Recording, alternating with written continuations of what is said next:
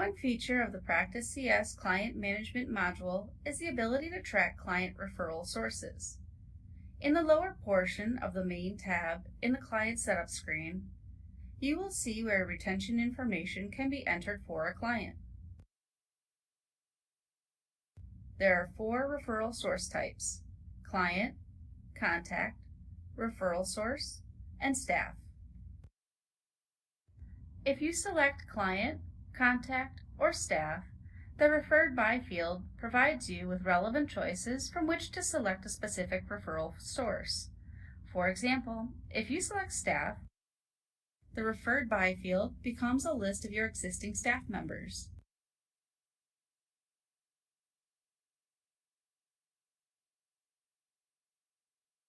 If you select referral source, then the Referred By field will display a list of your predefined other referral sources. For example, maybe your firm's website or marketing campaign your firm conducted. You can set up as many other sources as needed. To add a referral source, you can either select referral sources from the client navigation pane or right-click in the Referred By field.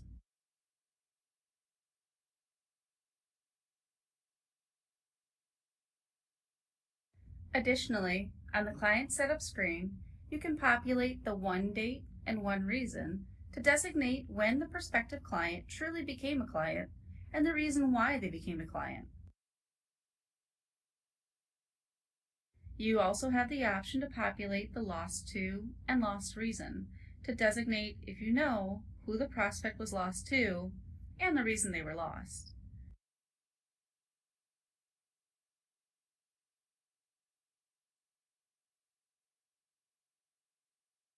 These list options are created by either right-clicking the respective field and adding an item or accessing the appropriate option on the client navigation pane.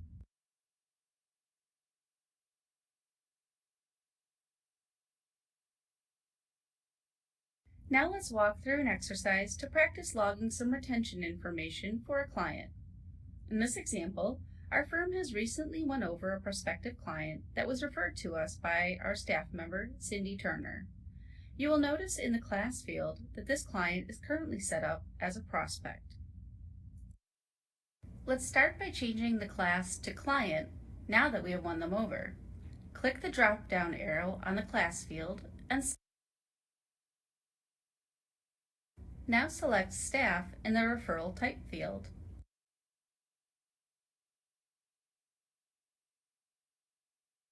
Then select Cindy Turner in the Referred By field.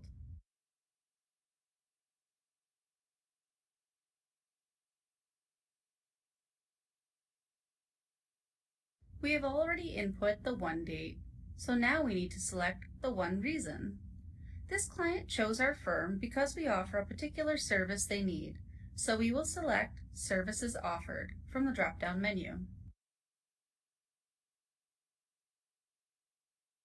Now click Enter to save your changes. Once your firm has been tracking any amount of this information, there are 2 client management specific reports you can use to analyze this information.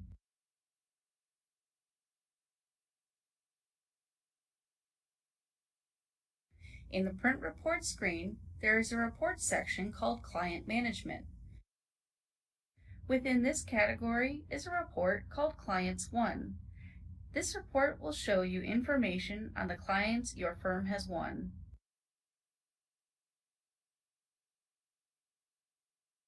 For example, let's preview this report grouped by the reason the client was won.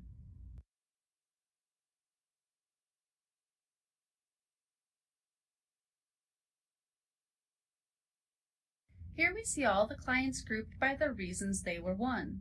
The report could have been filtered to specify a date range. However, in this example, we ran the report without any date parameters. The other report labeled Clients, Prospects Lost is similar in content to the Clients Won report.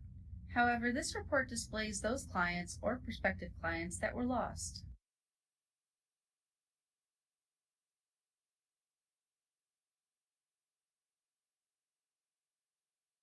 Your referral information can also be used to provide some other powerful analysis on some of the other standard reports that you may already analyze.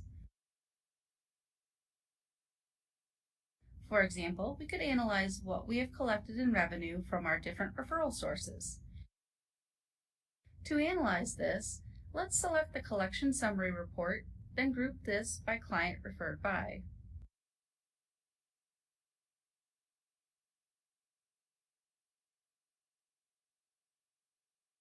Here we can now see how much revenue was collected, grouped by the source of the referral.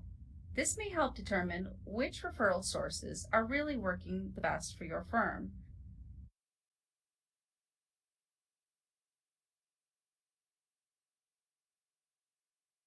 Before we start utilizing the Client Management module to log and track client interactions, it's important to make sure our client contact information is accurate and being consistently maintained to account for any changes. To assist with this process, Practice CS allows you to synchronize your contacts that are set up within Practice CS and Microsoft Outlook. Before you can synchronize your contacts between these two applications, you must first configure Practice CS for synchronization. To do so, choose Setup, System Configuration, Outlook, Contact Synchronization. In this contact synchronization dialog, we can specify which Outlook folder to synchronize. This can be a local contacts folder on your computer or a public contacts folder on your firm's network. Before setting up contact synchronization, you should confirm with your firm's administrator which method will work best for your firm. We recommend that your firm create a new contacts folder in Outlook to synchronize with. This way, the contacts folder is only a listing of selected contacts from practice. The reason you should create a new contacts folder is that if you select a folder that already contains contacts, then you may later realize that you didn't want every contact in that directory shared with practice.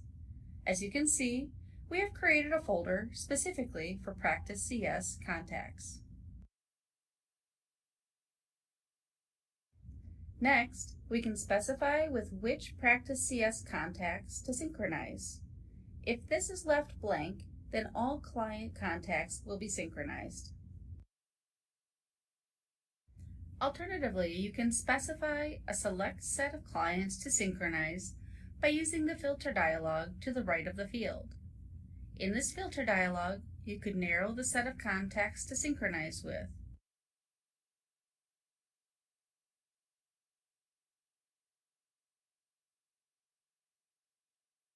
For example, perhaps by a particular client office or partner.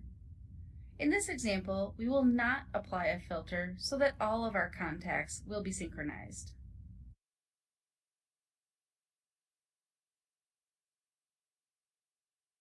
Next, we can specify how we want to import contacts from Outlook.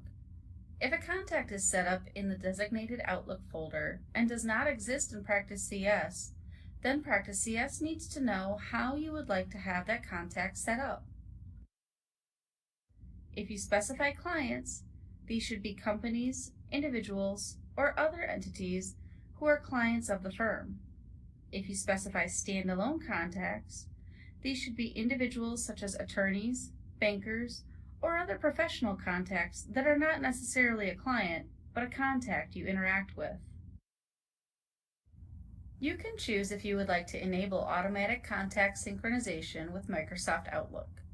If this option is not marked, then you will need to manually trigger when you want synchronization to occur, which we will look at in detail in the next chapter. With this marked, when changes are made, they will automatically be synchronized between the applications. Next, we can choose if we want to be prompted to confirm any changes prior to those changes being made.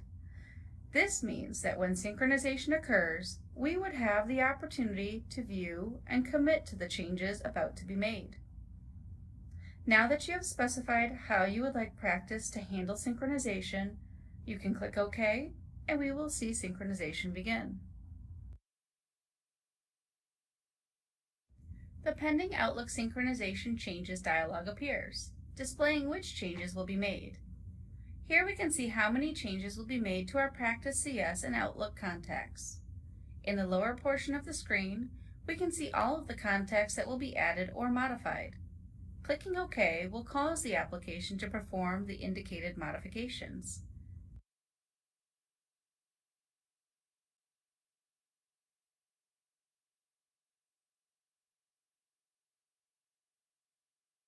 As we saw in the previous chapter, contact synchronization can be either automatic or manual. This is determined under Setup, System Configuration, Outlook, Contact Synchronization. Here, we can see that we did not enable automatic contact synchronization. If your firm chooses this option, the staff responsible for synchronization should have some process in place as to when they will manually trigger synchronization. To manually trigger synchronization to occur, select the synchronization icon located on the toolbar. This synchronize icon provides for two types of synchronization: synchronization of data sharing between Practice CS and other CS applications, and synchronization of Outlook contacts. As opposed to the manual option, automatic synchronization will automatically make the update for you as changes occur. The most recently updated record always takes precedence. If you change a record in Outlook, that change will update the related record in Practice CS during the next synchronization, and vice versa if you make a change in Practice. We recommend that you use Practice CS as your workflow hub, keeping Practice open throughout your workday to make any necessary changes as they occur. This way, when any changes are made to client contact information, it will then flow from Practice CS to your other CS applications via data sharing, as well as to Outlook via contact synchronization. Let's make a change to one of our clients' contact information to see how synchronization works. We'll change the address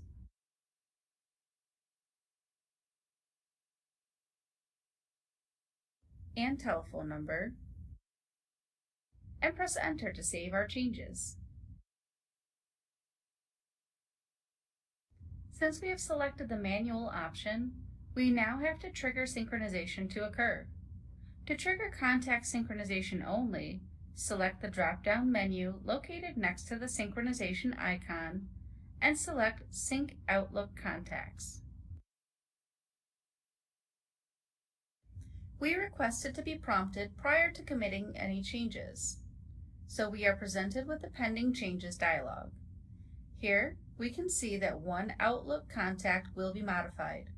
The lower portion of the screen displays all of the contacts that will be added, modified, or removed. If we would like to see the details of this modification, we can click onto the respective line to see all proposed changes. We can see the data that is currently in Outlook and the data that is currently in Practice CS. The information displayed in red is what will be updated to match the other column. Select OK twice to commit the changes.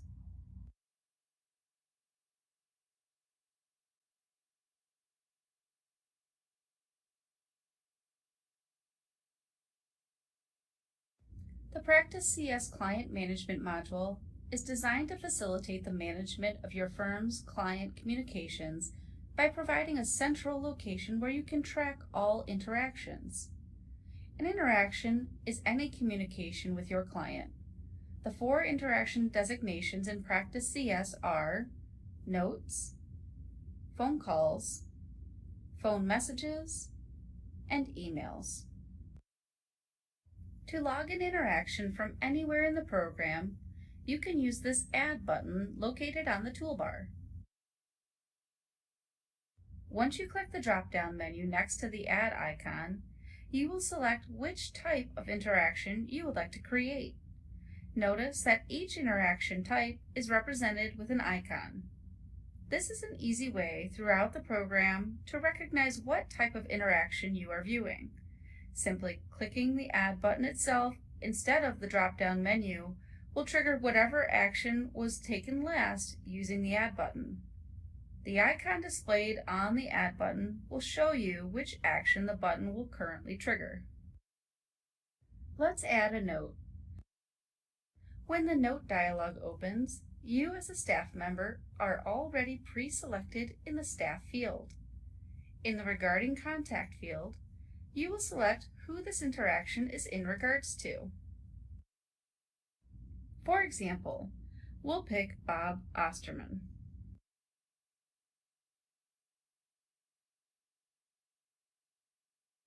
In the Of field, you will select which client this contact is related to, which in this case, Bob is only related to one client, Animal Shelter 101, so we'll select that client. You could potentially have a contact related to multiple clients. For example, maybe there's a banker or lawyer in town that you work with in regards to more than one of your clients. If you want to specify the importance of this interaction, your options are high, low, and normal, with normal being the default. The date and time are automatically entered for you, so next we will enter a subject and note.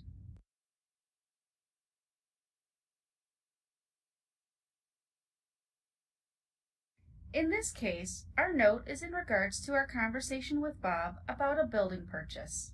So, our subject will be building purchase, and our note will provide some further information regarding the conversation with Bob. When we are done entering our interaction, we will select OK to save that interaction. All of the interactions are very similar to create. Let's create an email interaction. Only this time, let's enter the interaction after analyzing the client's information on the client dashboard.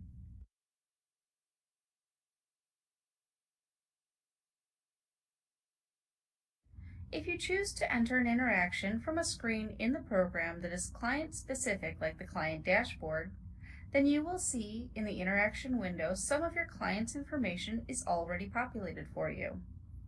In this case, since it was an email, the contact's email address was automatically populated in the to line of the email, so we would just need to compose the email and send it.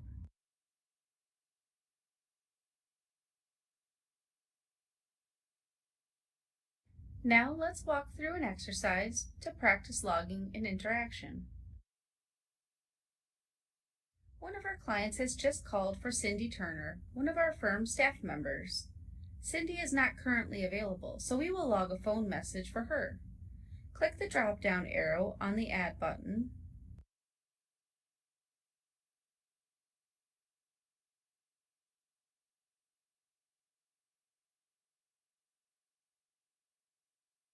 Then select Phone Message.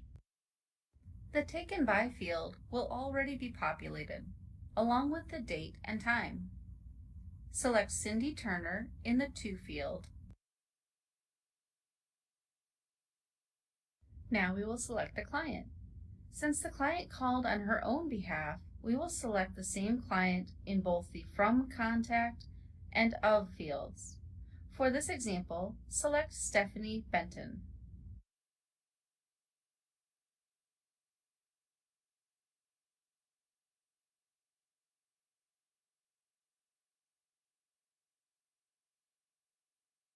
You will notice that their primary contact number will be automatically entered, but you can change this to a different phone number for the client if necessary. The client has requested to be called back as soon as possible, so let's change the priority of this message to high. Click the drop-down menu on the priority field and select high. We will leave the action field set to Please Call Back. Now we can enter the subject of the call and provide some additional details for Cindy in the phone message field if needed.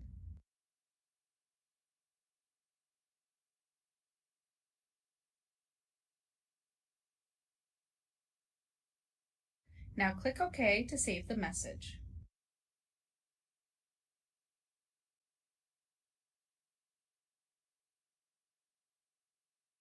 Practice CS can provide notifications for the appropriate staff members when certain actions are taken with clients.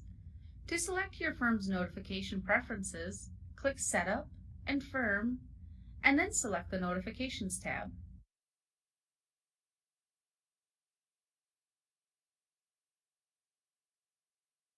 The Monitored Events section lists the specific actions that will trigger a notification. Tick the box next to each event that your firm would like staff to receive notifications about. The Notify column allows you to select a specific staff member that should always be notified when the applicable event occurs.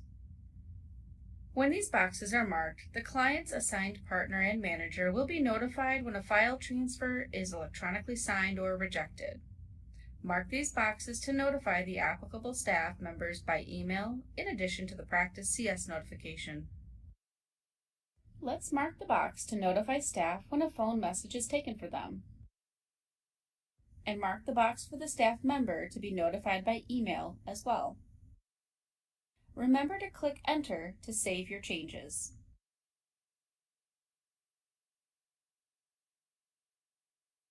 Now let's look at the notification settings that can be customized to each staff member's liking. These options can be found in the Staff Navigation pane under User Preferences, or from the Setup User Preferences menu. If this option is selected, the Practice CS notifications will appear as a pop-up window on your desktop shortly after the event occurs, similar to an Outlook notification. If this option is marked, the desktop notification will remain on your screen until you choose to manually close it. If this is not marked, the notification window will fade away automatically after about 10 seconds.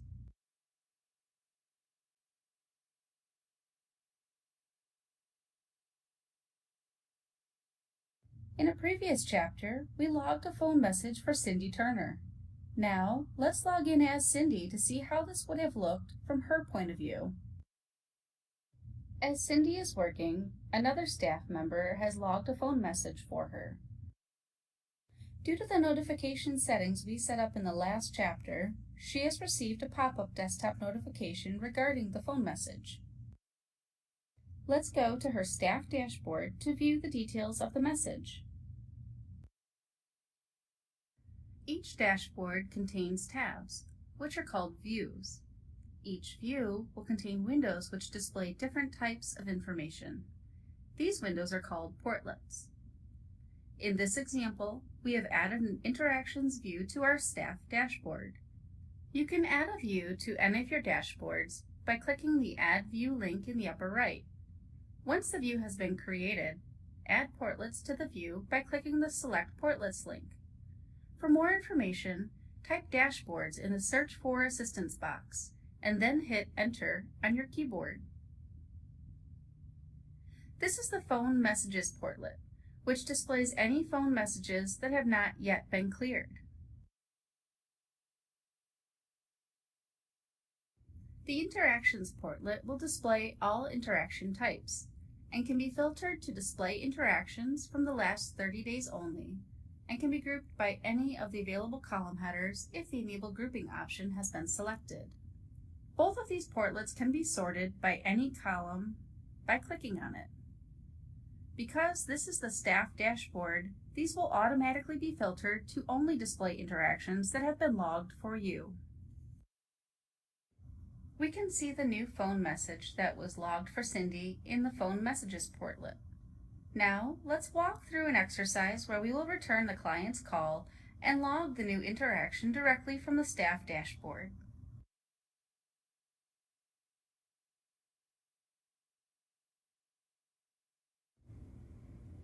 Start by double-clicking the message to view the details.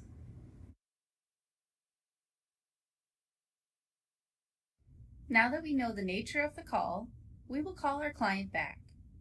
Click the Return Call button to start logging the call. This opens the phone call interaction window. In this example, we have set our user preferences to automatically start a timer for phone calls, so a timer has been started as well. Cindy has finished the call, so press the red button to stop the timer. As you can see, most of the work has been done for us, since the program already knows who is making the call, the date and time, which client is being contacted, the importance level, and call type. However, any of this information can be modified if needed. Let's add a note so that we know what was discussed during the call. We have requested some tax documents from the client to begin planning, so we have entered documents requested. Now click OK to log the phone call, and click OK to close the message.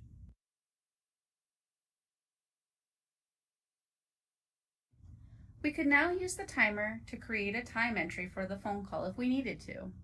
For this example, we will just close the timer. Now that we have called the client back, we would like to clear the phone message from our dashboard. Select the message from Stephanie Benton by clicking on it,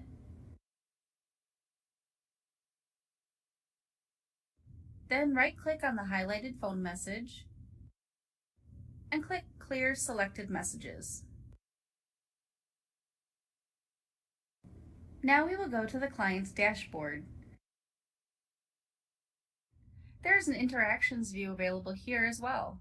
This view includes the Interactions portlet that we saw earlier on the staff dashboard, but will be filtered to only include interactions involving the selected client. Here we can see the phone messages and phone call we have logged for Stephanie.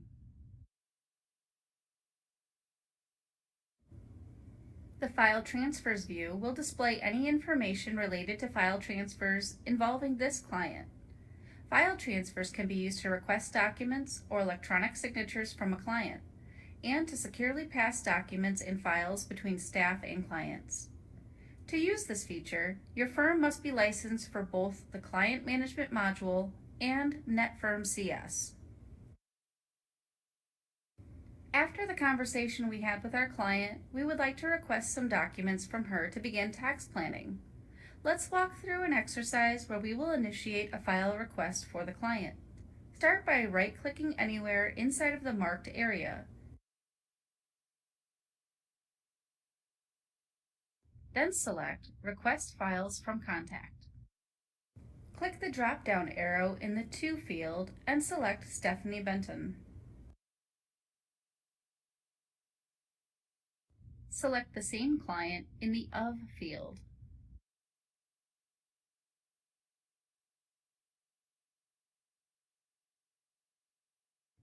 Now we can enter a subject and provide some additional details about the request.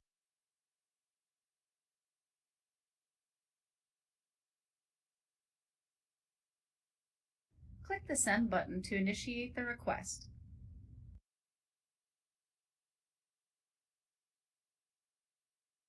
Now on the client's dashboard, we can see that a file request has been made, and the email has been sent.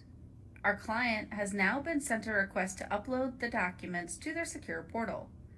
The File Exchange portlet will update the current status of the transfer as further actions are taken by the client.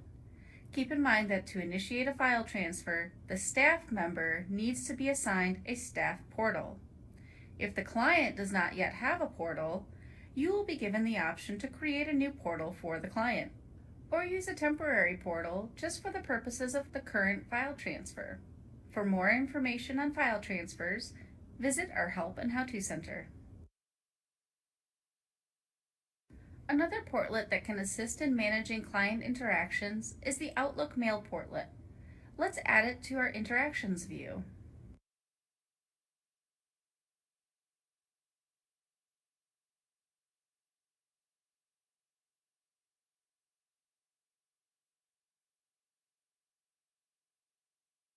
The Outlook Mail portlet will look at your Outlook inbox and Sent folder to display any email interactions between you and your clients. It will only display emails from addresses exactly matching the primary email address for both staff and clients. You can double-click the emails to open them in Outlook.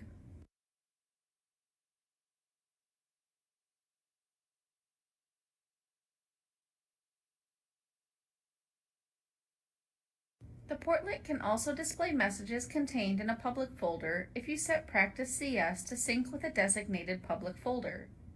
To set this up, go to Setup, System Configuration, Outlook, Public Folder. Mark the box to access Outlook Public Folder, then click the ellipsis button to select the appropriate Outlook folder.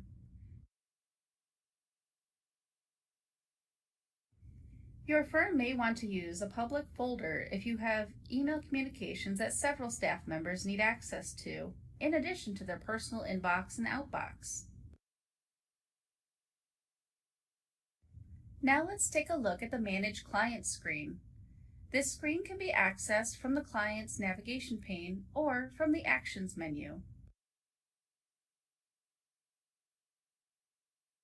The Manage Client screen acts as the hub for the Client Management module. The Manage Client screen is a single location where you can add, view, edit, delete, search, and filter all of your clients, contacts, and interactions. The Client and Contact tabs will display all contact information. The bottom section of the screen will display all of the logged interactions for the selected contact or client. You can employ a search or a filter, and the screen can be grouped or sorted by any of the available columns. You can add, edit, or delete clients and contacts, as well as add any of the available interaction types from the right-click menu.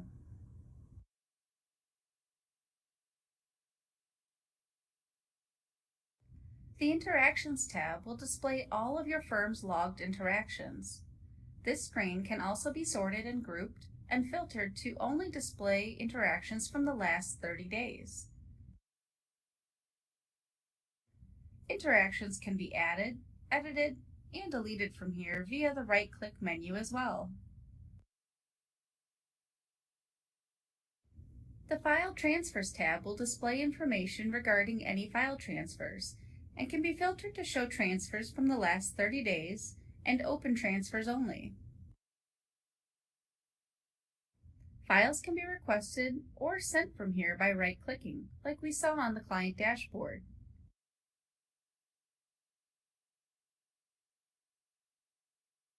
If you highlight a particular file transfer and right-click, you can also resend the notification to the client and browse to or delete the existing transfer. This concludes this chapter on viewing logged client interactions. Congratulations! You are now able to log and analyze client retention information, synchronize contact information with Microsoft Outlook, set up your notification settings, and manage client and contact interactions. For more information on any of the topics we covered in this course, remember to visit our Help and How-To Center.